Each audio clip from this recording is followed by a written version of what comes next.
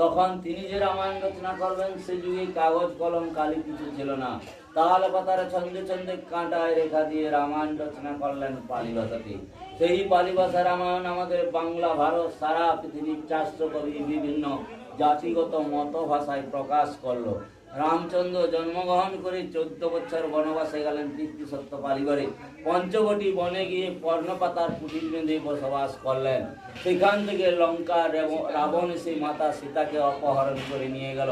প্রভু রামচন্দ্র বানর সেনাদের নিয়ে সাগর বেঁধে লঙ্কা কাণ্ড ঘটিয়ে রাবণকে বিনাশ করে মাকে শ্রীলঙ্কায় অগ্নি পরীক্ষা করে অযোধ্যায় ফিরে প্রভু রাম রাজা হলেন। রাম যখন রাজা হলেন, রাজ্যের প্রজাগণ সকলেই বলতে লাগলো, ওই রাজ্য থেকে সীতারাম লক্ষণ গিয়েছিল, ওই সীতাকে অপহরণ করেছিল লঙ্কার চণ্ডাল রাবণ। সীতা অপবিত্র।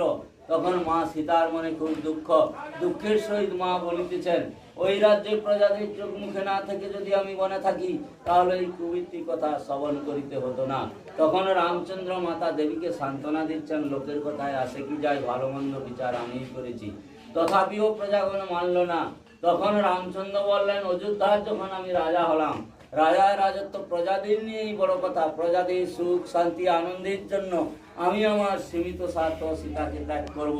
তখন তার প্রাণের ভাই লক্ষণকে ডেকে বললেন, লক্ষণ, আমার রাজ্যের সীমানার বাইরে দূরদেশে মুনি তপবনে ছেড়ে দিয়ে এসো।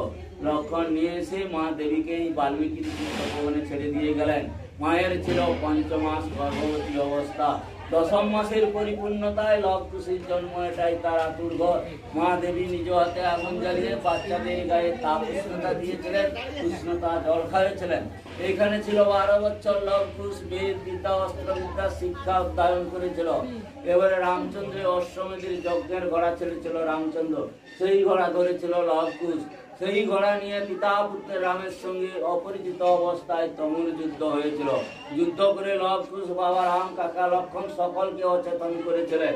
অচেতনের চৈতন্যের বোধগম্য জাগিয়েছিলেন বাল্মীকি কুমণ্ডল জল সিঞ্চন করে মহামৃত্যুঞ্জয় মন্ত্র দিয়ে।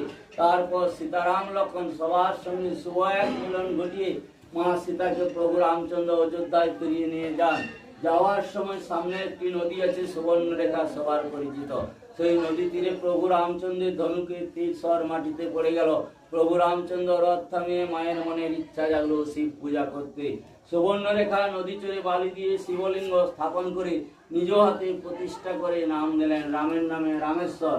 আর একটা রামেশ্বরম আছে তামিলনাড়ুতে। সেখানে প্রভু রামচন্দ্র যখন সাগরে সেতু বেঁধেছিলেন, তার আগে দেবাদিদেব মহাদেবীর পুজো করেছিলেন। সেটা সেতু বন্ধন রামেশ্বরম শ্রীরামচন্দ্রের নির্মাণ।